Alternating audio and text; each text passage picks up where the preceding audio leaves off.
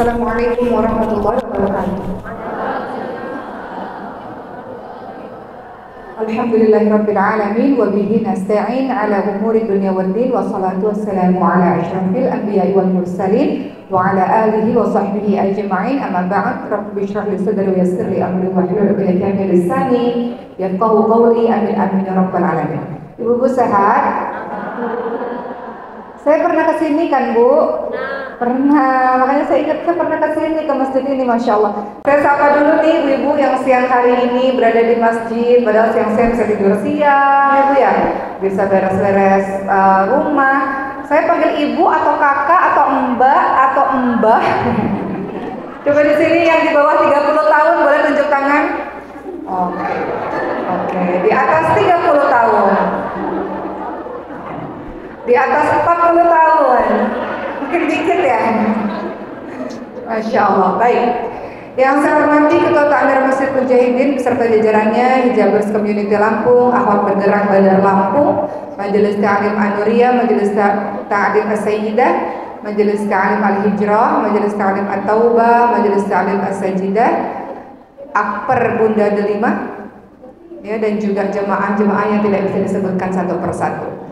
Kita baca judulnya apa hari ini? Mohon izin teman-teman semua. Gimana tuh kira-kira sekarang di sosial media? Apakah Anda termasuk salah satunya? Yang kata-katanya santun ketika berbeda pilihan. Apa Bu yang terjadi akhir-akhir ini? Atau di grup-grup, ada nggak yang di grup-grup family ribut cuma gara-gara berbeda pilihan? Nggak ada ya? Saya baru aja turun dari sini, tadi di mobil baru dengar satu cerita. Di satu grup ribut gara-gara beda pilihan. Boleh nggak beda pilihan? Yang nggak boleh apa? Ribut-ribut ya. Kan semua orang punya pilihannya masing-masing, semua orang punya data ataupun informasi yang dia yakini sehingga dia memilih seseorang misalnya. Dan kamu pilih seseorang, saya pilih seseorang. Rahasia ya ibu-ibu sekalian ya, namun tidak lantas menjadikan kita menjadi orang-orang yang mengeluarkan kata-kata permusuhan. Allah Subhanahu wa taala ingatkan, tema kita pada hari ini adalah menjaga agar lisan tetap berkata santun. Mudah nggak kira-kira? Susah ya?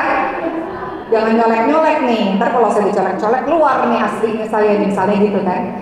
Coba teman-teman lihat dulu dalam surah Al-Furqan ayat ke-63. Di situ disebutkan ciri-ciri orang-orang saleh, ciri-ciri ibadur rahman. Biasanya saya bahas Al-Furqan 63 sampai 76. Itu termuat ciri-ciri orang-orang saleh. Namun saya nggak bahas semuanya. Ciri-ciri orang-orang saleh yang nomor 1 disebutkan di dalam surah tersebut Al-Furqan 63. Kalau ibu teman-teman semua baca, apa kalimatnya? A'udzubillahi minasyaitonirrajim. Udah baca? Udah buka? Coba lihat kalimatnya apa itu? Wa ibadur rahmanil ladzina yamshuna 'alal ardi hauna wa idza khatabahumul jahiluna qalu. Apa di situ tulisannya? Salamah. Orang-orang yang saleh itu, ibadur rahman, hamba Allah yang saleh, hamba Allah yang Maha Pengasih ini adalah ketika dia berjalan di muka bumi ini, dia berjalan dengan tidak angkuh alias rendah hati. Rendah hati kan lawannya angkuh ya Bu ya. Dia berjalan dengan rendah hati. Dan ketika ada orang-orang jahil tahu ibu-ibu sekalian, jahiliyah, orang-orang jahil yang menyapa mereka dengan kata-kata buruk, kata-kata keji, kata-kata menyerang, kata-kata mencaci maki, kata-kata mengolok-olok, dia balas dengan kalimat yang penuh keselamatan, yaitu qalu salamah. Ada bedanya antara orang-orang jahil dengan orang-orang yang ibadur rahman, dengan orang-orang yang saleh yang taat kepada Allah. Kalau orang-orang jahil memang tabiatnya kata-katanya kotor, kata-katanya keji, kata-katanya menyakiti, kata-katanya mengolok-olok, itu tabiatnya. Tapi tabiat orang-orang beriman, tabiat orang-orang saleh, nggak sampai hati dia mengeluarkan kata-kata itu di lisannya. Lisan itu adalah cerminan hati. Jadi kalau lisannya buruk, maka hatinya juga begitu. Tapi kalau lisannya baik, insya Allah mudah-mudahan hatinya juga baik, mudah-mudahan ya. Walaupun kadang-kadang ada yang mengatakan lisannya manis banget padahal hatinya enggak gitu ya. Tapi insya Allah kalau hatinya baik, insya Allah tercermin dalam lisan yang baik. Jadi dalam surah Al-Furqan 63 di sini kita bisa lihat bedanya antara orang-orang saleh dengan orang-orang jahil. Bedanya orang-orang saleh, orang-orang yang taat kepada Tuhannya, dia pasti berhati-hati dalam mengeluarkan kata-kata, karena setiap kata-kata yang dikeluarkan itu akan dimintai pertanggungjawabannya. Begitu ya teman-teman semua. Juga teman-teman lihat dalam surah Al-Hujurat ayat 11, apa kata Allah Subhanahu wa taala? A'udzubillahi minasyaitonirrajim. Ya ayyuhalladzina amanu la yaskhar qaumun min qaumin 'asa ayyakunu khairan minhum. Wahai orang-orang beriman, jangan sekumpulan laki-laki, nanti di kalimat berikutnya sekumpulan perempuan juga sama. Jangan engkau mengolok-olok sebagian yang lain, jangan merendahkan, jangan mengata-ngatai dengan kata-kata yang buruk, jangan mengejek-ejek. Bisa jadi orang yang kau olok-olok atau orang yang kau ejek itu lebih baik di hadapan Allah dibandingkan dengan dirimu, gitu. Jadi perintah ini untuk orang-orang beriman. Orang-orang beriman itu sebelum dia berbicara, sebelum dia nulis, dia berpikir dulu. Jadi ada kalimat think before talking, think before posting. Jadi nggak asal ngomong, nggak asal post segala sesuatu, tapi dipikirin dulu apa ya dampaknya kalau aku berkata begini. Karena ada tipe orang-orang yang, ibu-ibu tahu nggak, teman-teman tahu nggak, kompor meleduk? Kompor meleduk itu apa? Panasan, dikit-dikit panas, dikit-dikit panas gitu. Segala sesuatu harus bereaksi gitu. Dan kita nggak mau jadi orang-orang begitu. Maka hari ini teman-teman semua kita akan membahas bagaimana caranya berbicara santun. Berbicara santun ini untuk semuanya. Berbicara santun kepada Allah Subhanahu wa taala, berbicara santun kepada orang tua, berbicara santun kepada anak. Anak juga berbicara santun loh kita untuk anak-anak. Berbicara santun kepada pasangan, berbicara santun kepada anggota masyarakat yang lainnya. Oh, pelajaran ini mah kita udah tahu gitu ya. Sebagian orang mengatakan ya memang di mana-mana kita diajarkan bicara santun, tapi aplikasinya nggak semua orang yang udah belajar agama misalnya, saya juga nasihat buat diri saya, nggak semua orang loh dalam kondisi marah, dalam kondisi tersinggung masih mengeluarkan kata-kata baik. Kalau kita lagi baik-baik aja sih bisa berkata-kata baik, tapi kalau kita lagi marah, lagi tersinggung, nggak semua orang masih bisa mengeluarkan kata-kata baik. Betul nggak teman-teman semua? Makanya saya mulai tausiah tadi dengan Al-Furqan 63. Kalau ada orang jahil yang menyapamu, mengganggumu, mengejekmu, membuat engkau marah, qaulu salama, ucapkan perkataan-perkataan yang penuh dengan keselamatan. Nah, hari ini kita bahas itu teman-teman semua, karena kita lihat di Indonesia ini, negara kita ini termasuk salah satu pengguna sosial media terbesar di dunia. Sehingga kadang-kadang kalau ngomong biasa nggak berani tuh ngomong sesuatu, tapi kalau di sosial media bisa bebas berucap sesuatu. Padahal akhlak di dunia nyata harusnya sama dengan akhlak di sosial media, harusnya begitu. Baik, kita lihat teman-teman semua, teman-teman lihat dalam surah Ar-Rahman ayat 1 sampai 4. Teman-teman tahu bahwa salah satu nikmat yang Allah berikan kepada kita itu adalah nikmat berbicara. Kenapa? Karena lisan kita ini adalah penterjemah hati, pengungkap isi hati lewat lisan. Allah Subhanahu wa taala berfirman, A'udzubillahi minasyaitonirrajim. Ar-Rahman 'allamal Qur'an, khalaqal insan 'allamahul bayan. Kata Allah Subhanahu wa taala, Allah yang Maha Pemurah, yang telah mengajarkan Al-Quran, Allah menciptakan manusia, Allah lah yang mengajarkannya pandai berbicara.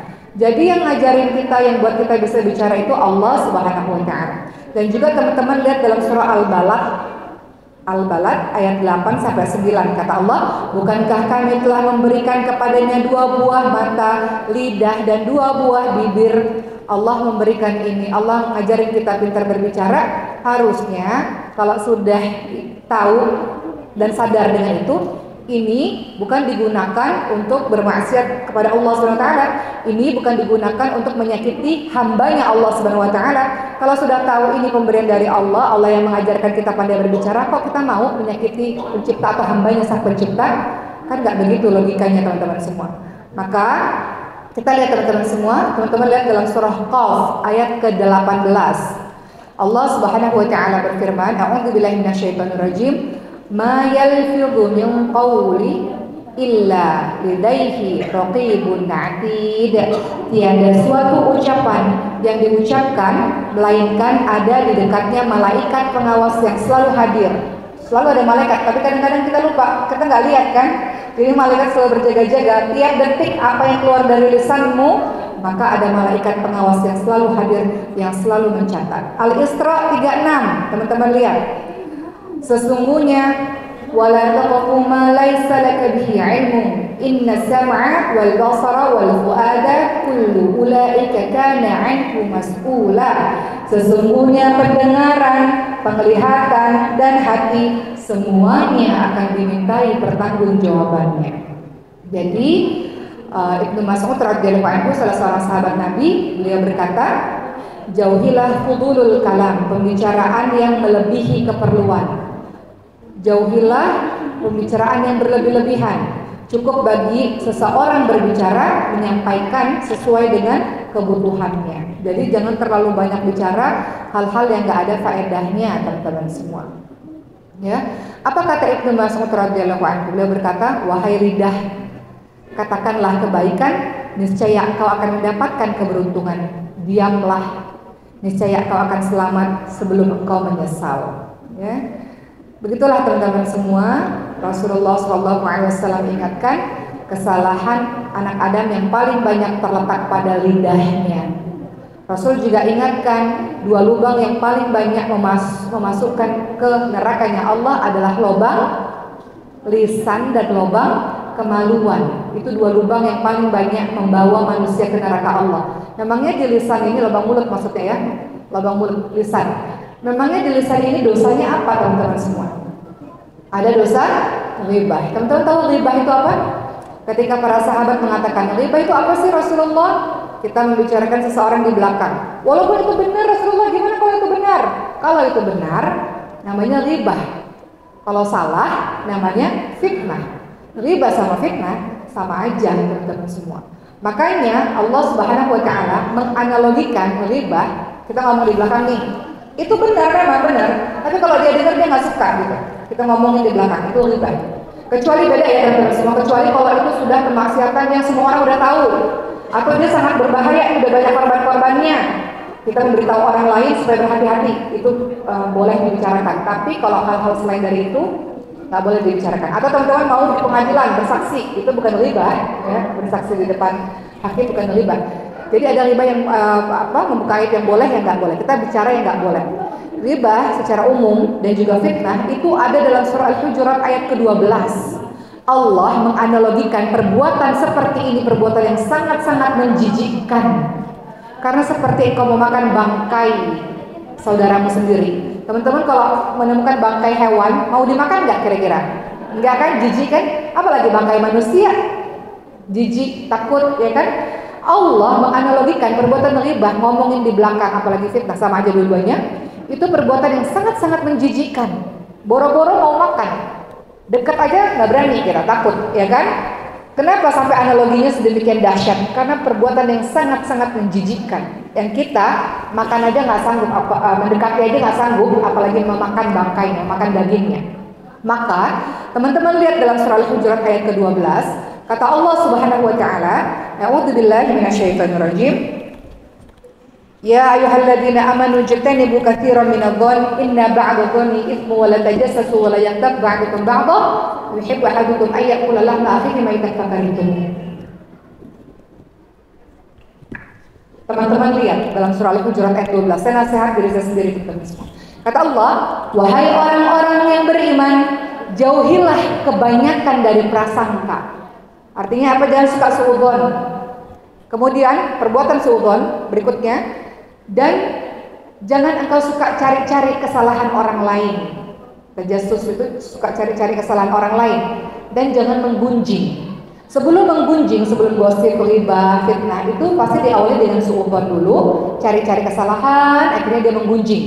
3 perbuatan ini seperti kata Allah Subhanahu wa taala dalam surah Al-Hujurat ayat 12, seperti engkau memakan bangkai saudaramu sendiri. Tentu kita akan merasa jijik dengannya.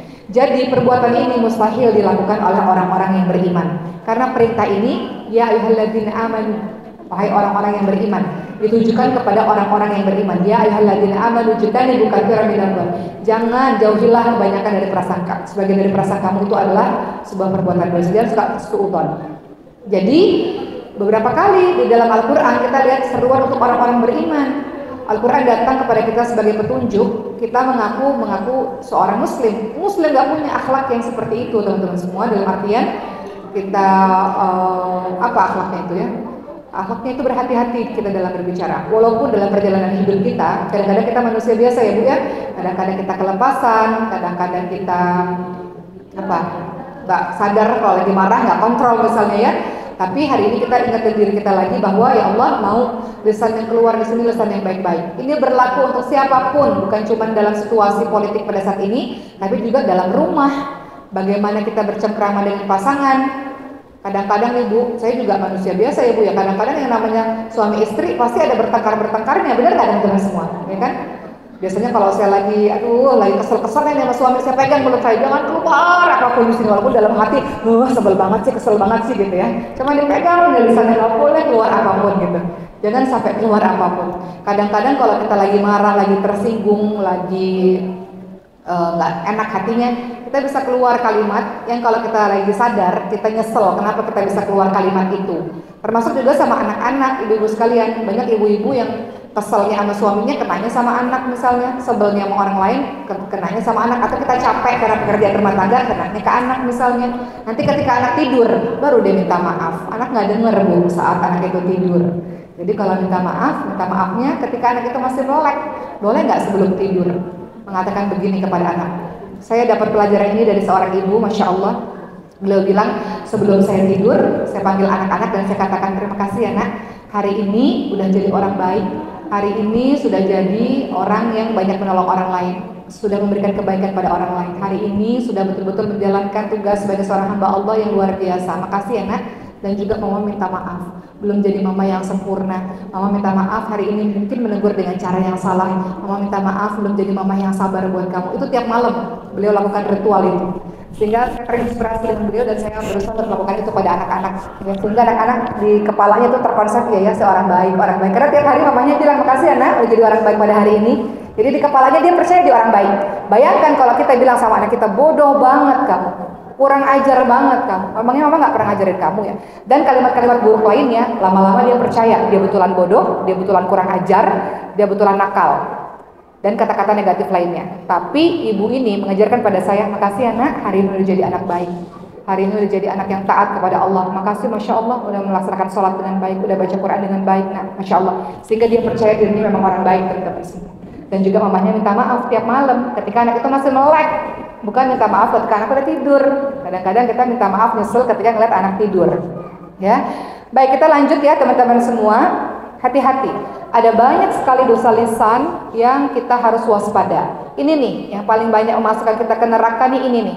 Kenapa? Lidah tak bertulang, ya, dia mudah sekali berbicara apapun. Sementara orang-orang beriman itu dipegang perkataannya. Orang-orang beriman itu adalah orang-orang yang benar dalam ucapannya, orang-orang yang santun dalam ucapannya. Itu indahnya ajaran agama kita teman-teman semua. Bukan orang-orang yang saling menyakiti, melukai. Ingat lagi dalam surah Al-Hujurat. Jadi surah Al-Hujurat itu banyak bahas tentang ukhuwah, tentang persaudaraan. Dalam surah Al-Hujurat ayat 10, Allah Subhanahu wa taala ingatkan, a'udzubillahi minasyaitonir rajim, innamal mu'minuna ikhwah fa aslihu baina akhawaykum. Sesungguhnya setiap mukmin itu bersaudara. Kita sama saudara, kita pasti nggak mau nyakitin dia. Kalau kita nyakitin dia, berarti kita lagi nyakitin diri kita sendiri. Rasulullah SAW ingatkan kita ini ibarat satu tubuh. Kalau satu anggota tubuh sakit, ibu kalau tangannya sakit nih, misalnya tangannya kejepit nih, itu pasti ngerasa sakit banget seluruhnya, ya kan? Ibu misalnya pusing nih, kepala sih yang pusing, tapi nggak enak banget seluruh tubuhnya. Sama juga seperti kita ini adalah satu keluarga, saudara. Ketika diibaratkan dengan satu tubuh, kalau ada anggota tubuh yang sakit, kita merasa sakit. Begitu pula dengan persaudaraan kita, teman-teman semua. Kok bisa? Ya, sesama hamba Allah ini menyakiti orang lain dengan perkataannya, menyakiti orang lain dengan kata-kata kotor, kata-kata keji, kata-kata mengolok. Dia saudaramu, innamal mu'minuna ikhwah. Dan Masya Allah, saudara itu gak hanya ukhuwah Islamiyah loh teman-teman semua. Ukhuwah Islamiyah, persaudaraan sesama umat Islam. Tapi namanya juga ada yang namanya ukhuwah wataniyah, persaudaraan sebangsa setanah air. Indonesia ini ada agama Islam, ada agama yang lain-lain. Kita bersaudara, saudara sebangsa setanah air. Mau tinggal di Indonesia dengan rukun, dengan damai, dengan tenang, betul kan Bu? Dulu di Madinah, Rasulullah berhijrah dari Mekah ke Madinah. Di Madinah itu gak hanya ada orang Islam, ada orang Nasrani, ada orang Yahudi, ada kabilah-kabilah yang lain. Tapi mereka bisa kok hidup dengan tenang dan rukun di kota Madinah dengan piagam Madinah. Rasulullah mengajarkan kita toleransi. Beda-beda gak ada masalah. Beda membuat kita kaya. Lakum dinukum waliyadin. Pilihan kamu punya pilihan sendiri. Saya juga punya pilihan sendiri dalam berbagai macam hal. Tapi beda gak lantas membuat jadi perpecah belah. Itu makanya Indonesia ini Masya Allah. Bersyukurlah tinggal di Indonesia. Ibu-ibu banyak sekali orang kagum ya dengan semboyan kita, Bhinneka Tunggal Ika. Berbeda-beda tapi tetap satu. Sila ketiga Pancasila apa? Persatuan Indonesia. Artinya kita yang kaya raya tapi tetap satu. Kalau kita bersatu, Masya Allah kita jadi bangsa yang besar teman-teman semua. Lidi kalau satu biji kira-kira bisa dipatahin nggak? Gampang. Lidi kalau berkumpul bersatu nggak bisa dipatahin, betul? Lidi kalau satu bisa nyingkirin kotoran nggak? Nggak bisa, tapi lidi kalau bareng-bareng kuat, dia bisa menyingkirkan kotoran-kotoran dari berbagai macam kerusakan. Itu baru lidi, itu analogi lidi. Sekarang banyak sekali kalau kita lihat netizen ya, misalnya adu domba sini, adu domba sana, atau mungkin kita bagian dari para netizen, tapi netizen yang santun insya Allah mudah-mudahan. Kadang-kadang banyak anak-anak di zaman sekarang mereka mengatakan, bagaimana aku tidak kasar pada orang tuaku, karena dulu orang tuaku kasar kepadaku. Aku punya, apa sih bahasa-bahasa sekarang tuh ya, di masa kecilku nggak baik gitu. Karena orang tuaku berkata-kata nggak baik padaku, aku kan hanya meniru.